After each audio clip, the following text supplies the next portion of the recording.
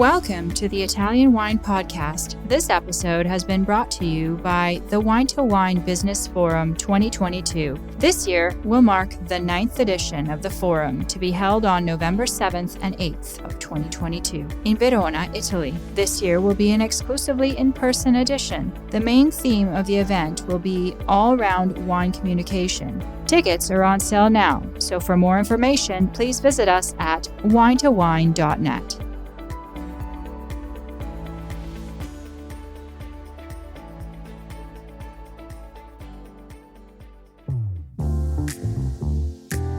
Hello, everybody. My name is Polly Hammond, and you are listening to Uncorked, the Italian wine podcast series about all things marketing and communication. Join me each week for candid conversations with experts from within and beyond the wine world as we explore what it takes to build a profitable business in today's constantly shifting environment. This week, we welcome Mayacamas Olds. Born and raised amidst the vines, Mayacamas has spent her entire life in the wine world. Over 10 years ago, before sustainability was an everyday buzzword, Mayacamas earned her master's in corporate sustainability and has made it her mission to build regenerative models across all facets of wine, not just in the vineyards. In this no-holds-barred interview, we discuss everything from the need to vote and prioritizing mental health to the great resignation and caring for our ag workers. Let's get into it. Good morning, Mayacamas. It's very early where you are there in California. Good morning, Polly. I'm happy to be here early this morning. It's foggy and nice and cool here, luckily, for a change. Nice.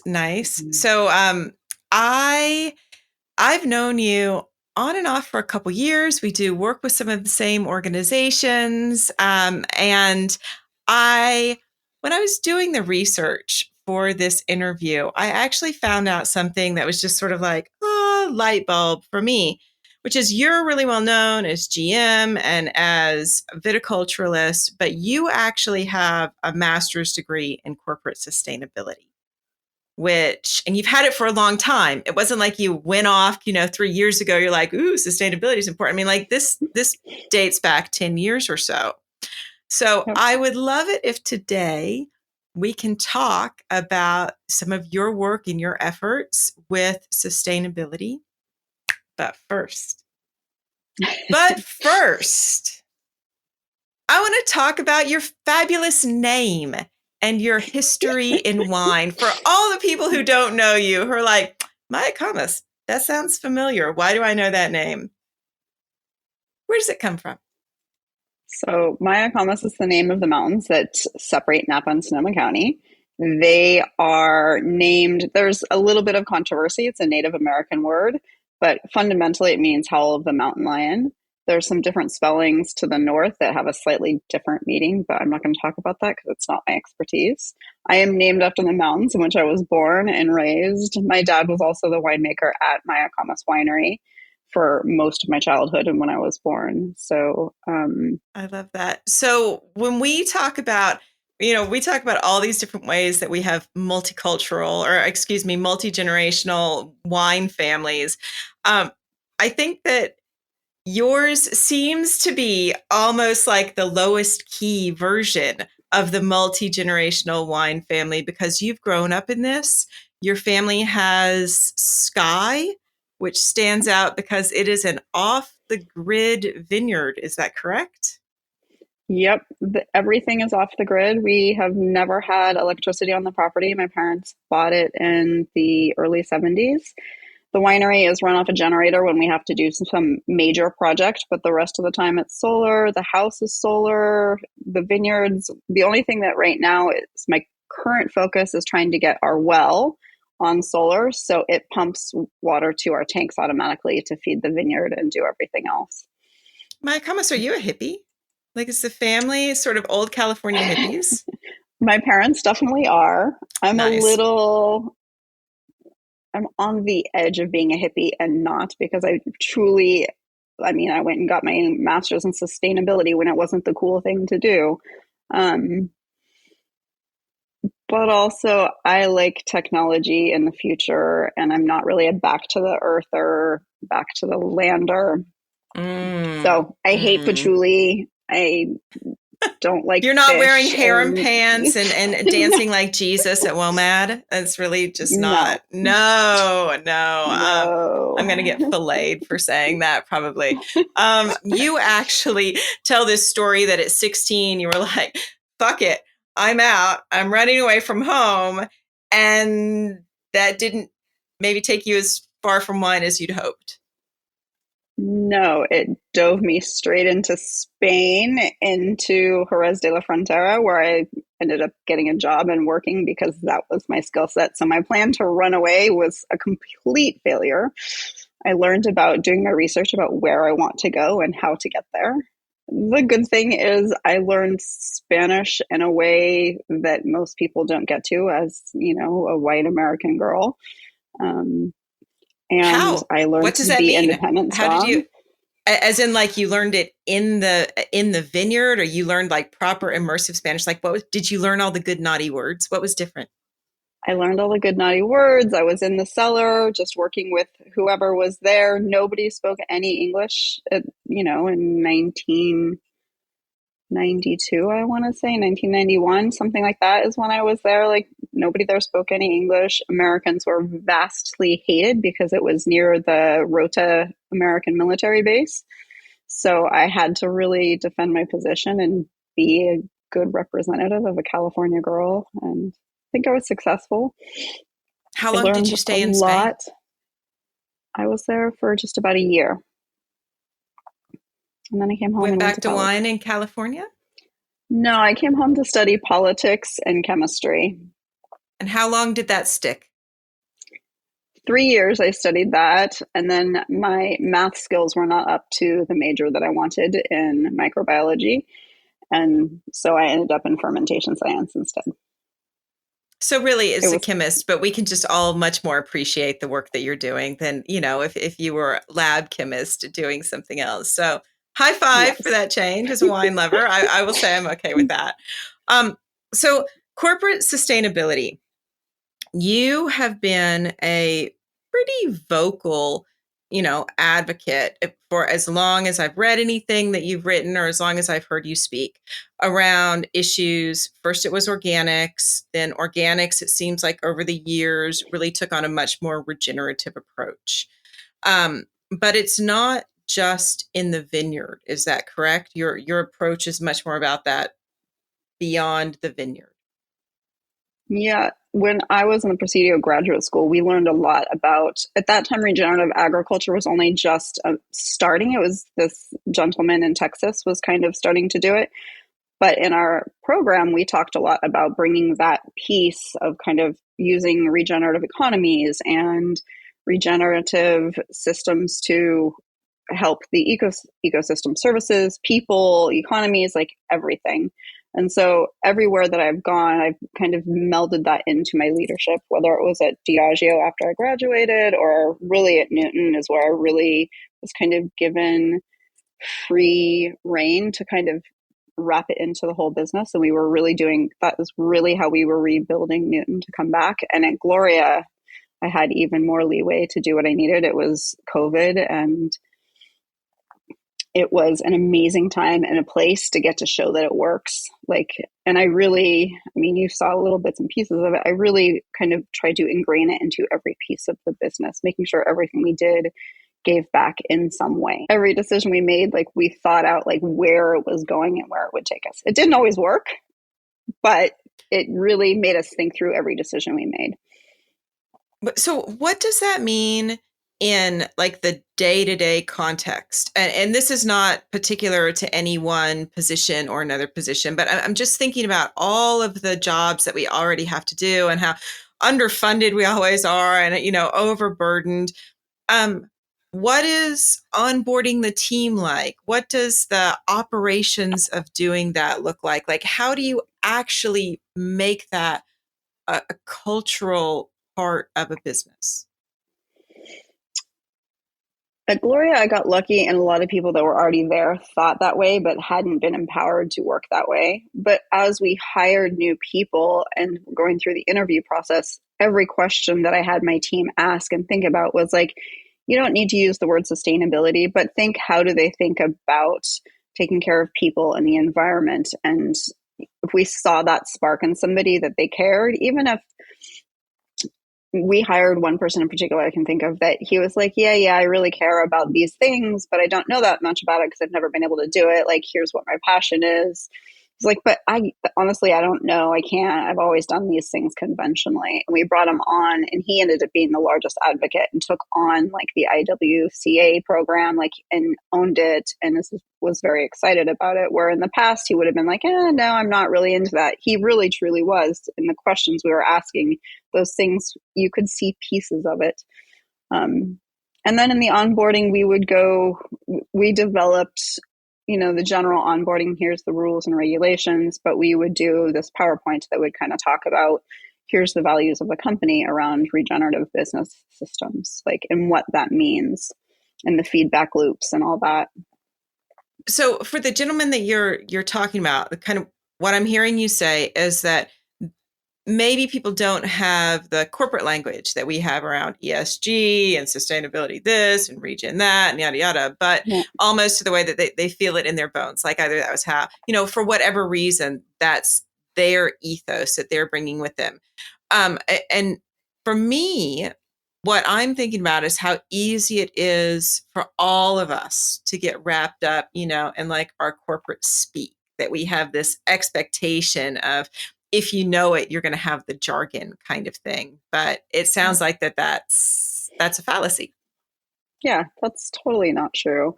I have a good friend who just took on an amazing job in a large corporation, and she has spent her whole career, she's about my age, working in a small family business. And everything I get back from her is like, what does this word mean? What does that word mean? It's not that she doesn't know what she's doing or how to do it. It's just, it's a different language. And whether we create that to exclude people or just to kind of create that cliquey feeling in the corporate world, people know the things, and it makes them intimidated when they don't need to be. Big business, right, has gotten a hold of this now. We've got lots of public discussion around not only what our activities are, but now we've got lots of certification around it. We've got, I can't remember, I've made a joke this past year, like, have we hit peak sustainability conference in wine yet? Because it just felt like it was all that we were talking about. Is it actually like moving the needle in terms of what we as everyday workers and what our everyday drinkers are understanding about sustainability efforts and wine? Do certifications count? Do the communications count? Do retailers give a shit? Like, what's the practical application of all this that we're doing? That's a really deep and hard question. There's so many pieces of it. I think fundamentally, we still have so much more work to do, to whether it's, climate change, to get our carbon footprint down as a global society. That can't just be one person.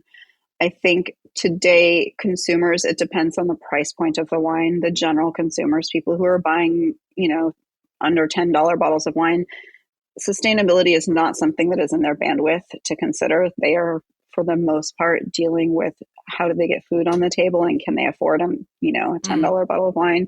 As you go up the scale, I think there's a place where consumers really do think about it, and they're very conscientious and they make decisions based on it. But then you get into the upper tiers, and I don't think they think about it very much. And there's an expectation that it's done in a certain manner as well. When you get to the $200, $300, that is not the things that those consumers are thinking about. But I think also they just assume it's done to the highest standard possible. But they don't, with some few exceptions, people in general don't understand how wine is made still today, which I find amazing, because my bubble, of course, is the wine industry, and that is all I know, from growing to making to hospitality and direct to consumer. Like, that's all I know. So I find it amazing but people don't know. Like, I'm on a plane flying somewhere having a conversation, and people ask the silliest questions, but they're not silly to them because they don't know, and they truly want to know and understand. Yeah. And I think it's actually a really interesting problem that we have on the producer side of it, or on the marketing side of it, the comms, because I'll tell you a story. I hear this often enough. I have one very specific client instance where we were discussing their sustainability actions. They're actually doing a ton of stuff behind the scenes. I found out there's a word for it. It is called, what is it? It's not greenwashing. Shit. I'm going to back up. Now I can't remember. I blanked out. The There's opposite of green that. hushing is what it's called. There you go. Green hushing. And it's posited that actually green hushing is more of a problem for many independent businesses than greenwashing is, because what's happening, like this client, they're doing a lot, but they're so afraid to communicate about it for fear that maybe they're not doing it right, or they're not doing enough, that someone's going to look at it and be like, oh, well, that's not the best place to buy carbon offsets, or this other effort doesn't really work, or you're full of shit, or whatever. And I think that at least for independents who don't have, huge PR teams backing them, I think that is this real challenge. It's really hard. And I have never heard the green hushing term before. And I kind of love that. I see that all the time. Yeah, people are doing so many good things and they don't talk about it, because the people who talk about loudly what they are doing often are not doing things the right way, because they have the money to broadcast all of these things. And I have definitely worked for companies. They're like, what are we doing? What are we doing? And I'm like, well, we're doing these 5 things, but we have just started. We can't talk about them because we just started this month or this year, and we won't see an impact that we can talk about for 2, 3, 5 years, which is true of a lot of things in the wine industry, not just environmental or social things. So going back then to Sky, which, has really always been doing a lot of these things. Was there ever this moment that you looked at it and you were like, oh, look, suddenly we're not the crazy hippies in the room anymore. Like, people think that what we're doing is okay. Or honestly, do you have those we told you so kind of moments that you're like, yeah, well, you might want to talk about how you've been doing it for 3 years, but we've been doing it for 35 years. How do you balance that legacy of amazing practices with this, push toward communicating it now? So my family is a special case. We have been doing all of these things since the beginning. I remember my dad used Roundup for a few years when it first came out because it was super safe. And that was all the advertising back in the 80s. I don't know. I don't remember when it was, but our family house sits right at the bottom of the vineyard, and the whole vineyard basin comes to the house. And I remember my dad saying to my sister and I'm going to go spray some chemicals. You can't come out of the house no matter what. They're super safe, but no matter what, you are at the bottom, you're going to get sick because if I put these chemicals out in the vineyard. And I remember my sister and I were super little and young, and we didn't totally understand, but we were like, why would you do that? It's been something conscientious in my family. We were raised to, you grow as much as your own food. And when you go buy food, you don't go buy the highly processed stuff. You buy the stuff that's good for you. And yes, it costs a little bit less, but you're getting more nutrition at the end of the day. And I realized to some extent that is, we didn't live in an inner city. We lived in a country off grid where we didn't have running water until I was 10. So, well, you know what? My kids will sit right there with you and talk about it. So we were way hippies. They went to Steiner schools, so Waldorf schools. We had gardens, they could walk through a field and be like, that's dill, don't eat that. Oh, you can make paint out of that, the whole thing. And what was funny about it was that we actually intentionally lived in, just right on the outskirts of Auckland City. So we lived in a really, really mainstream area. And part of it was that we wanted them to see this dichotomy between, okay, privately, we choose to live this way. We eat happy meat when we eat meat. We don't, we eat organic, the whole thing on it. Our clothes are all cotton, linen, and silk. And what's been super interesting now is that they are 19 and 20. And of course, they went through their rebellious phase where they wanted to live off Willy Wonka shit.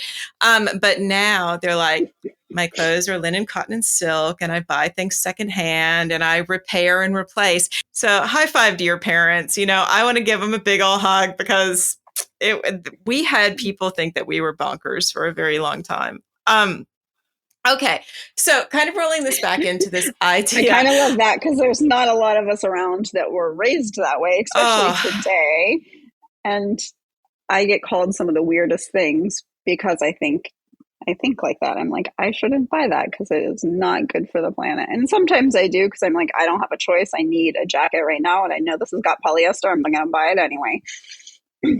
Oh, I But know. And generally, actually, for good or for bad, it maybe it makes you an overthinker. Like I look at my consumer choices. I look at, so now I live in Spain.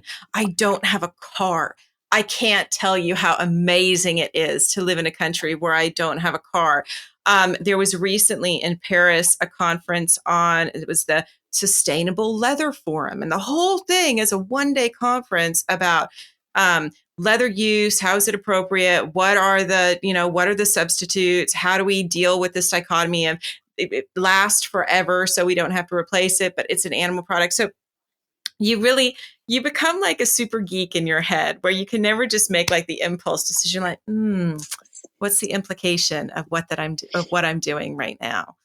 And it does, obviously, food and wine, or food, right? Wine, maybe not so much, but food for many people is their first point of entry to this notion of organic sustainability, because it's just so tangible that we're like, oh, clearly this makes sense for us.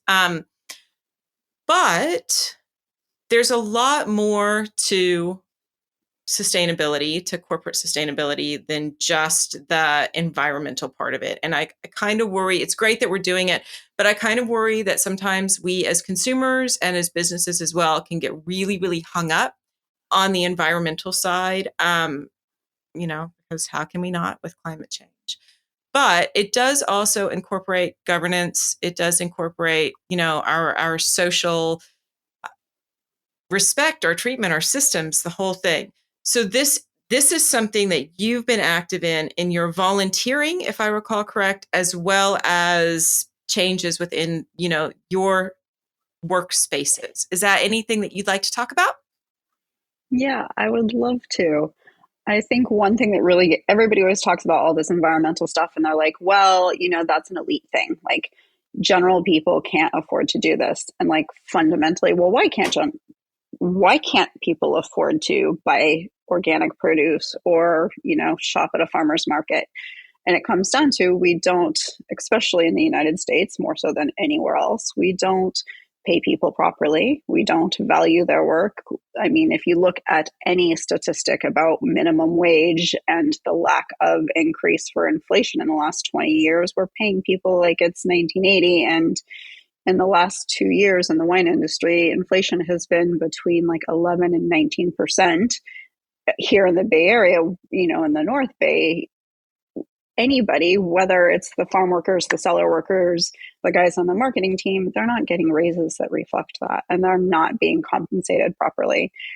As a matter of fact, I got super upset the other day because I was talking to a group of friends, and a bunch of people took pay cuts during COVID, and they are owned by wineries that did not take any losses.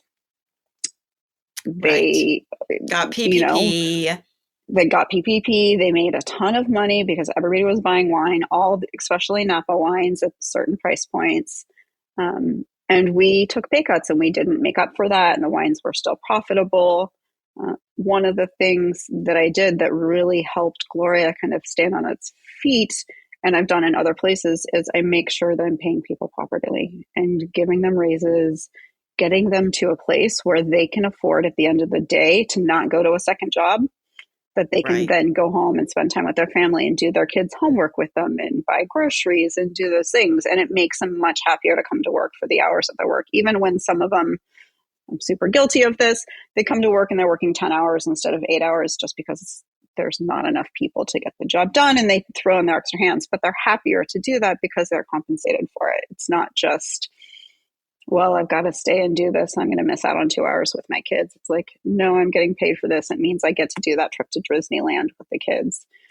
Then also, they're making better decisions when they're out shopping, and they're spending more money in the community, and they're buying more wine across the industry because they're raising their kids to want to come work in an industry where right now we're really struggling because nobody wants to come work in the wine industry because it's paid less than all the other industries around us. Like, it's super, for all the romanticism, every single person's working physically and hard, except for some, corporate people and the larger companies. But if you're a winemaker in a super high-end, smaller winery, you're pulling a hose once in a while. Like, it's physical hard work. It's not something you can do till you're 78, 80 years old.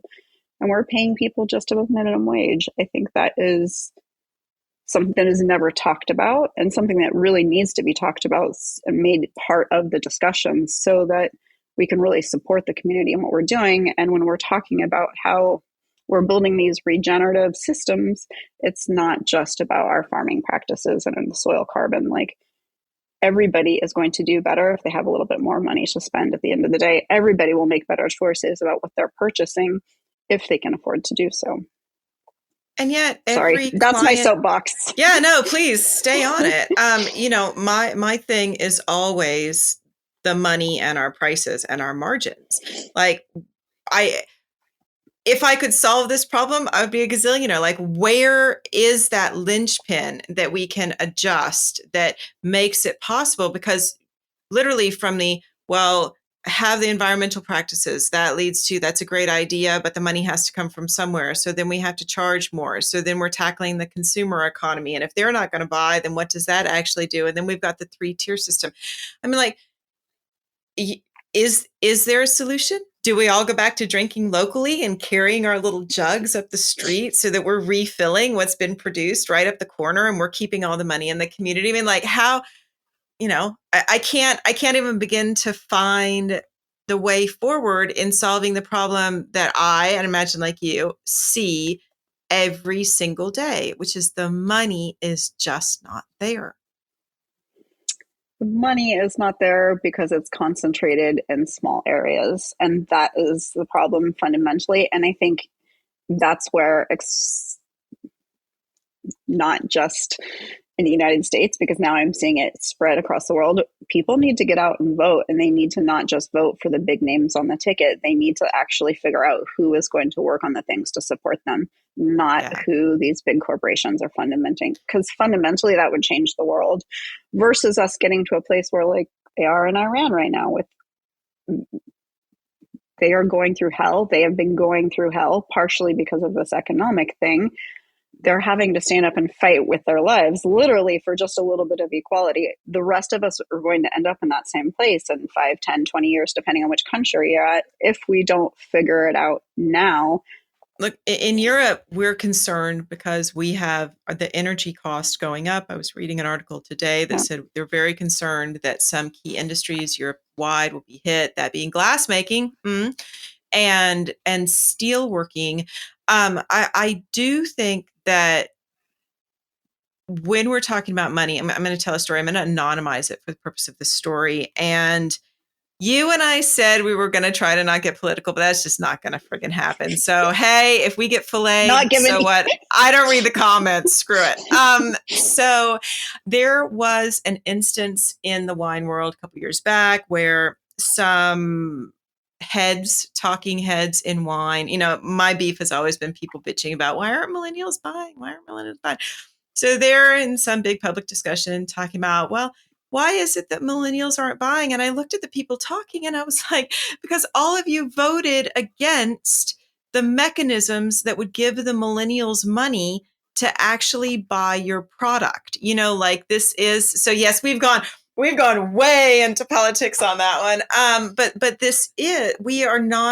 we do not live in our own bubble, even though sometimes it feels like it does. We are a part of a greater economy, and the decisions that we make, whether we're leaders in the business, that those personal decisions we make and political decisions we make have a huge impact.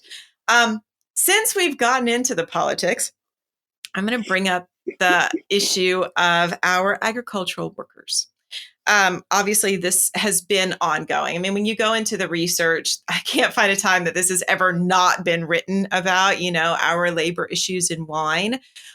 Recently, we have had the Sonoma-wise effort happen. We've got the Salud initiative in Oregon.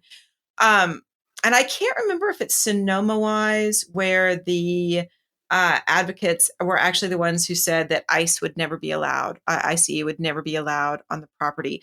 Is this something that you feel like the message is getting across, that we as trade care about it, the consumers caring about it? What's your take on that with the work that you're doing in Napa? I don't think as an industry the message is getting across, and I don't think as an industry we really are embracing it as we should. Because fundamentally, if we were taking care of people in the way that we should and responsibly, there wouldn't be these organizations. Having clinics and healthcare that's affordable and accessible to anybody, particularly farm workers and their families, has been one of the hardest issues I've dealt with. I knew it was bad before and I'd always worked to try and make that better, but COVID really opened to my eyes to how bad it is. And the lack of education about health matters in general. I use this group, Nicola Health and Safety, for a lot of my training, but as part of that, they always throw in this nutritional piece and health ed piece. I've used them for years. The lack of understanding of basic nutrition in that community because of their poverty is so extreme that when it came to COVID, I didn't even know how to approach it and deal it with this whole crew of people, most of them who are older than me, because there's not many farm workers these days anymore that are younger people. It's going to hit us really hard soon because it's extremely hard physical work and they're not compensated for breaking their bodies to make us wine or, it's farming in general. Wine should not be just called out. It's farming in general. Agreed. But also they don't have the basics of literacy of basic health care because they don't have access to it, for starters. And what they get is off the TV and radio, and their TV and radio is just as biased as ours. Like, that's not any different. So what I have done and worked really hard to do is make sure that when I do my health and safety programs, I am always including that health piece. Like, I don't just say health and safety as like not getting your finger cut off in the spinning wheels of the tractor or in the bottling machine. It's what's the basic nutrition you need? You need to go home and get 8 to 9 hours of sleep. Like, what do you need to not have that second job? Like, how can we support you? Here's protein, here's vegetables, like eat a little bit of that. Do not drink those. Don't drink 25 Monster drinks a day because you will have a heart attack. Here's 3 people that had heart attacks because, giving them real world examples because they're up close and personal with it. The number of people I know who have worked for me with diabetes and has impacted their job has been huge. And a lot of that is because they don't have basic health knowledge. So I think we have done some things in Napa and Sonoma and Oregon around like salud and clinics to help them, but they don't reach enough people. Ultimately, we're going to have to find a way through this and how to support them. Some of that, and especially at Gloria, I loved that I was able to bring on so much technology there that I was able to take those guys who are doing those jobs, pull them away from that physical back-breaking work, put tools in to do that work, and then have them do the fine hand-tuning quality police. It made them happy. They physically were like, oh, I thought I was going to have to retire next year, and I didn't know how I was going to do that. But now actually I can do this for like 2 or 3 more years because it's not back-breaking and it's enjoyable. And I feel like I'm contributing to the quality of the wine. I made sure that no, go ahead. No. So, I mean, like that, I'm so glad that you brought up technology because there is, Marie Antoinette is the shepherding. There's this movement in wine that is like the sort of back to the land where no mechanization in the vineyard and really what I'm going to describe, again, screw it. We're so far down the controversial path on this one. Just go for it. It is this sort of natural wine, romanticism of it. But, what's the impact of that on the people or even, people's physical health, people's mental health? So is this something, have you worked in the process of moving toward more mechanization within a vineyard where you can talk about the impact, how people were responding, just like those examples that you were giving? Yeah, it's one of my favorite things to talk about and use as examples to say, hey, technology is not bad, especially for the wine industry, which we are very backwards. Like you see it in e-commerce, like how the rest of the world has moved forward in these things. And in the wine industry, we are like still kind of in just bring your jug, bring your jug. Exactly. Which actually I'm not opposed to doing that. I loved when I moved to the Barossa for the first time. I saw people doing that. I'm like, what are they doing? People would take their jugs. I loved it. Yep. Technology, mechanization, Marie Antoinette. There is a huge place for it, and we don't use it enough. And we talk about wine being romantic, so people are terrified of it. But the truth is, you can actually get better quality wine if you're bringing in the tools to take some of that back-breaking stuff out. And it's expensive, and people don't want to invest in it. But if you compare the payback of a machine versus 10 guys in the vineyard and the quality impacts that you're giving, it can be an amazing tool to make better wine, take care of your workforce, and kind of, in some cases, it's better for the planet. In other cases, it's not. It depends on where it's at. But it really can add a lot to the quality of the wine because you're saving the labor force to do that really high touch stuff that not everybody can afford to do. And all of a sudden, people can afford to do like specialized leafing and stuff like that because then they're doing the other stuff by hand. When I was running Diageo, I was working up and down the state of California. I wasn't running Diageo, but the vineyard side of it. And we had 3 properties on the Central Coast that people never went into other than to check the quality.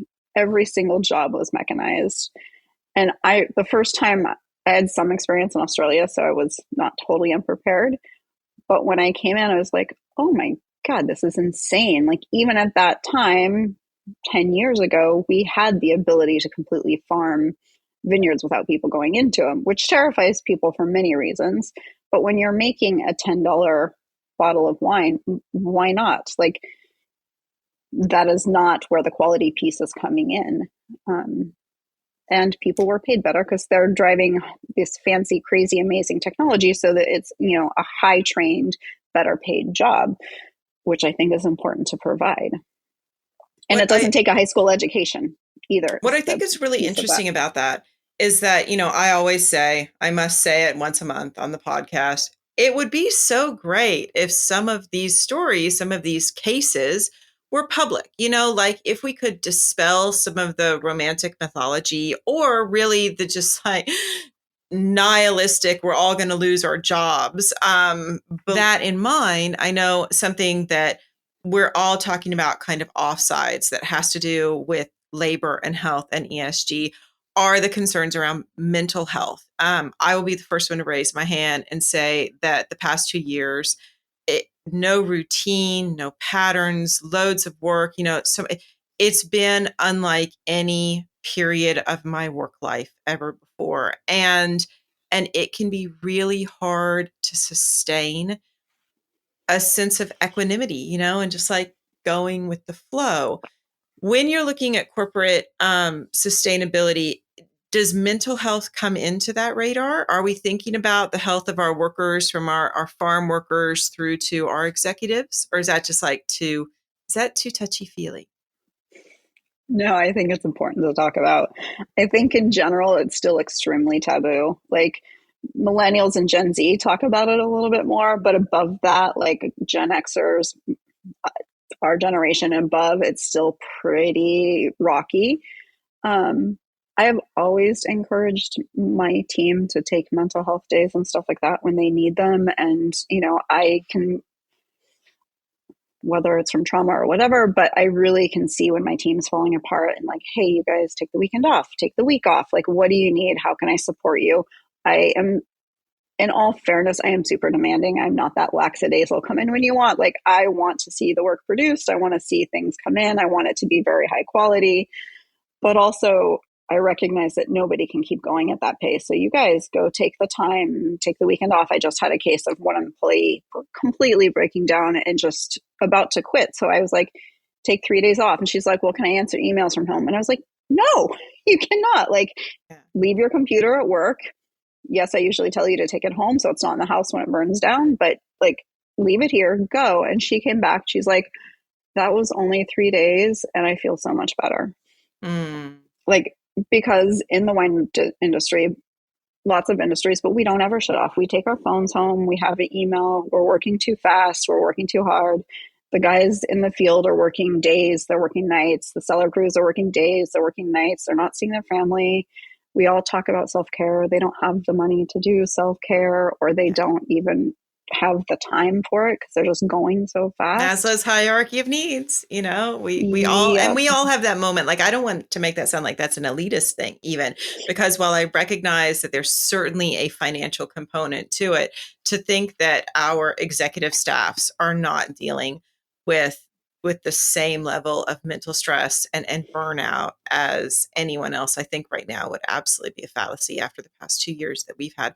So in your space, with you being, very open about it, is it like an open door policy? Someone feels like they can just walk in and be like, Mayacamas, I'm not doing so well? Or is it formalized? Is mental health in America becoming a part of healthcare and insurances? So what's happening?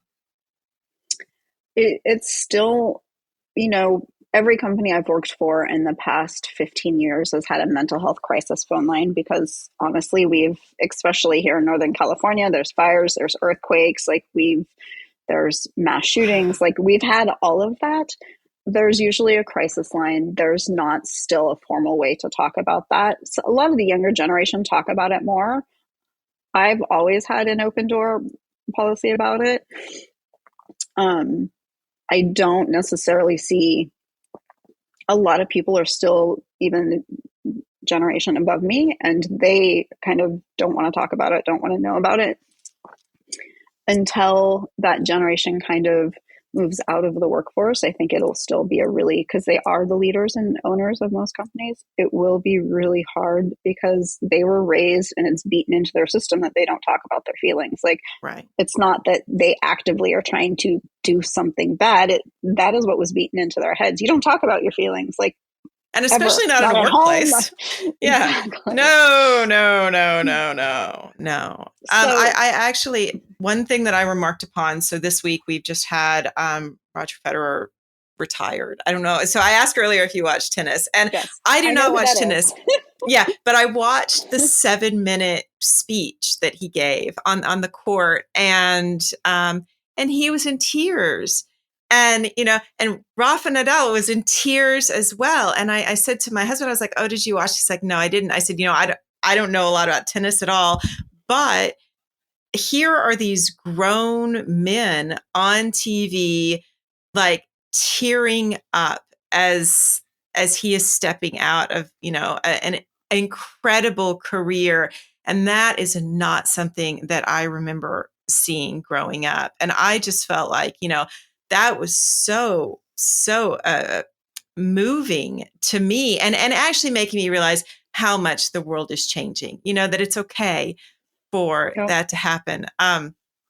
This is the weirdest pod. People are going to come here for wine, and they're going to be like, you guys are talking about politics and tennis. And, if I was a content producer, I'd be like, so what kind of wine? Oh, I can actually. I remarked, here we go.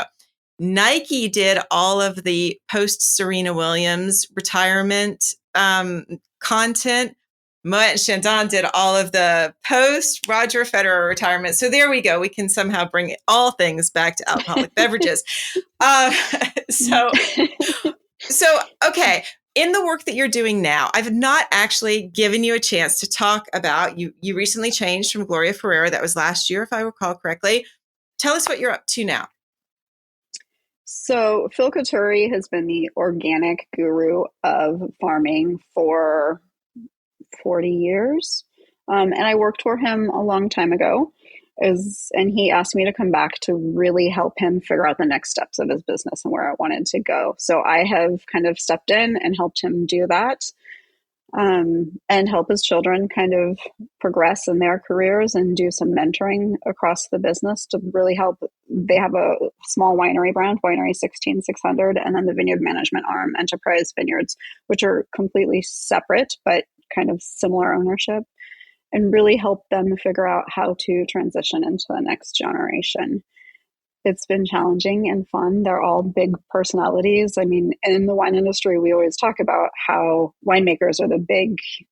My Instagram is vineyard pests because what's the biggest pest in a vineyard? It's a winemaker.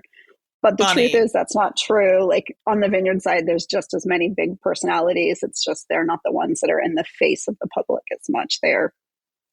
They can be Well, just this is as why I said I challenging. describe you as quiet but tough. When you get to talking, you can be just like, "Yep, that's the way it is." So, yes. So, continue with that story. So, you're helping them as they are tackling succession planning. Is that right? Just Yep, where it's going to which go is from here. hard. It's really, really hard. Like it's hard, as an owner, when you built this business that is well known and that you're super proud of, to kind of let the reins go.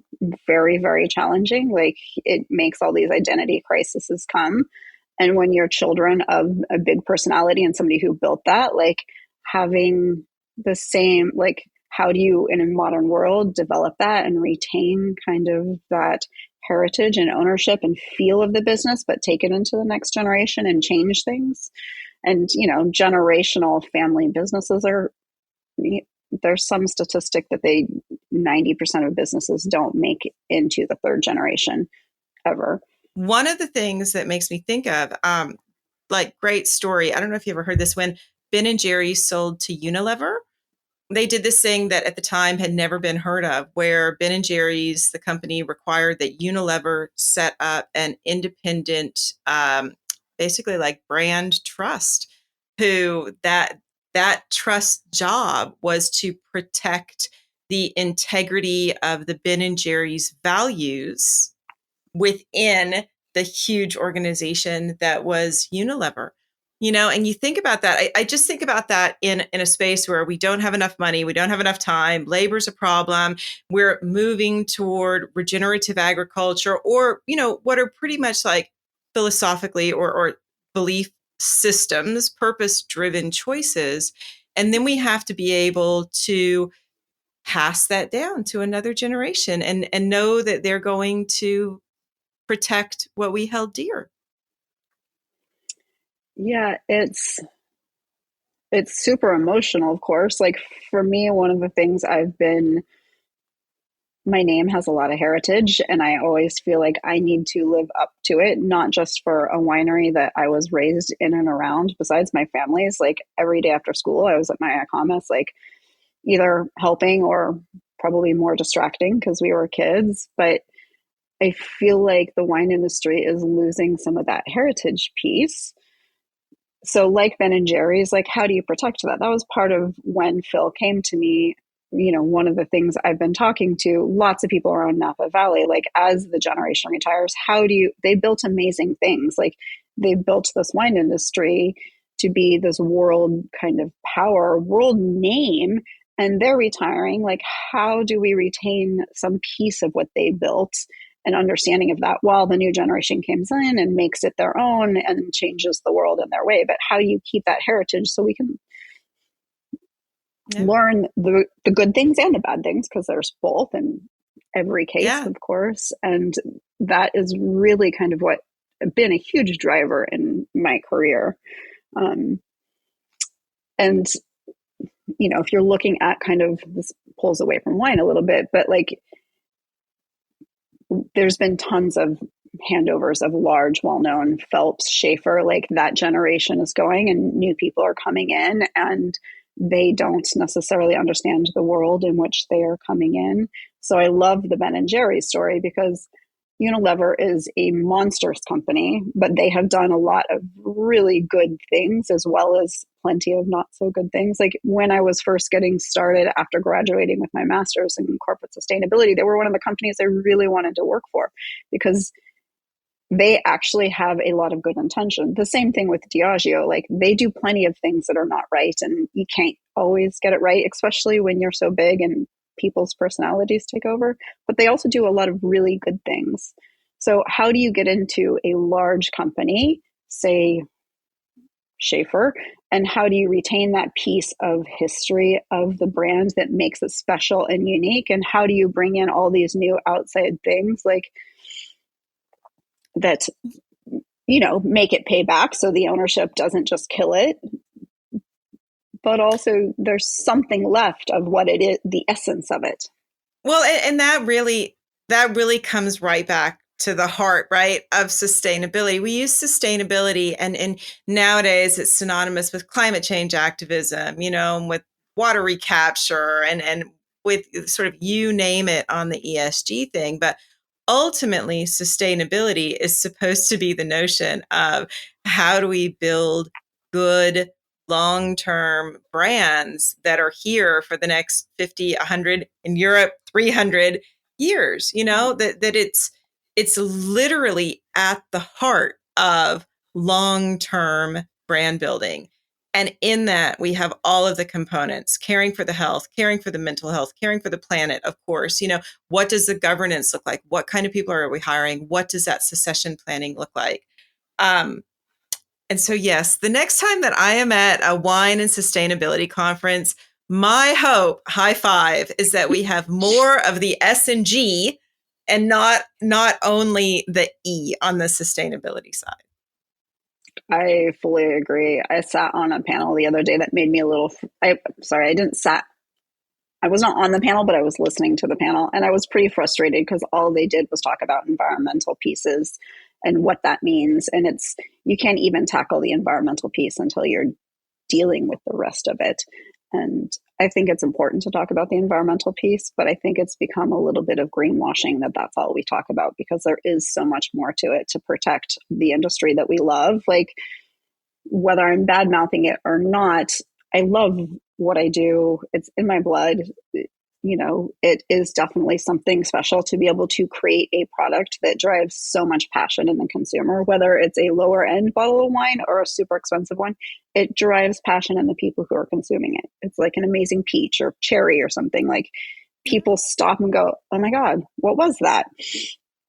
Yeah, I'm right there with you. I don't ever want it to feel like I'm ripping on my industry, but maybe it's more kind of ripping the Band-Aid off of some parts of it, just because none of us would stay on this path if we didn't fundamentally love this industry, because it's too hard. As you say, too many long hours, not enough pay, and so I think that it is really important that we open up these discussions about it. And I'm going to get things wrong. I mean, I think that's, if I have one thing to say about any sustainability efforts, at some point we're going to fuck up, because we're learning, and we have to give ourselves, and actually I would say give each other a little bit more grace as well. I was having a conversation with a good friend of mine recently in wine, talking about some sustainability issues that they were totally unaware of. And they just got, blindsided that this is a whole thing. In this case, it's digital sustainability. They got completely blindsided about the whole thing. And I'm like, well, that's just it, right? All of these things, they're all moving targets. And when do we have time to watch every panel, read every newspaper, do all the research? So yeah, that's what I would say is I can be forgiving. Hopefully we can all be forgiving, and just enough with the judgment around it. That's my Buddhism coming out. Everybody makes mistakes. I make mistakes. Like, my team makes mistakes. I try really hard not to, unless they're intentional. I try really hard not to be like, especially because everybody's too tired. The wine industry, like I said, is physical and exhausting and long hours. Like, be kind, be forgiving. Sometimes I don't. Sometimes I just break down and lose patience with myself, probably more than other people, but also with other people. That's, I think, the number one thing we can do with sustainability is be a little bit of empathetic and not judgmental, and understand that everybody is fighting whatever demon they're fighting, and they're trying their best with the knowledge they have. So, you give them more knowledge, give them more power, like whatever those things are that they need to be able to step up. Word. Mayacamas, we have gone all around the topics today. I'm so glad you did. I know that these are not some of the easiest conversations to have in wine. I'm grateful to you for being willing to sit down and talk with me about this. To be fair, mad props. I don't know how many people I could have actually gotten in the room to have this discussion with me. And you've been around wine your whole life. So I have such faith in what you say. Thank you very much. Thank you, Polly. I really appreciate it. There's not many people also that I would have necessarily been as comfortable having these conversations with, because again, that judgment piece, and mad props to like how you're trying to change the industry as well. And like what you're trying to do. As you know, I've reached out intentionally because I really like when I see people trying to make things better and being willing to speak frankly about it. Thank you, Mayacamas. Thank you, Polly. I appreciate it. Have a good evening. And that's a wrap. Thank you for listening, and a great big thank you to Mayacamas for joining me today. The Italian Wine Podcast is among the leading wine podcasts in the world, and the only one with daily episodes. Tune in each day and discover all our different shows. Be sure to join us next Sunday for another look at the world of wine marketing.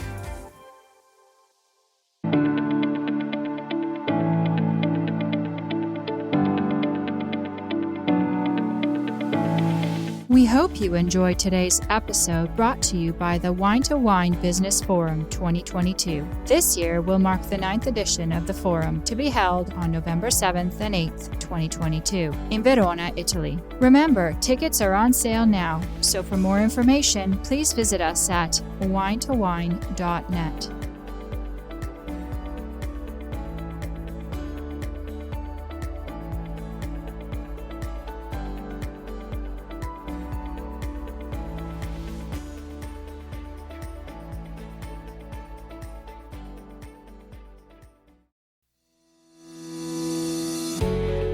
Hi guys, I'm Joy Livingston, and I am the producer of the Italian Wine Podcast. Thank you for listening. We are the only wine podcast that has been doing a daily show since the pandemic began. This is a labor of love, and we are committed to bringing you free content every day. Of course, this takes time and effort, not to mention the cost of equipment, production, and editing. We would be grateful for your donations, suggestions, requests, and ideas. For more information on how to get in touch, go to italianwinepodcast.com.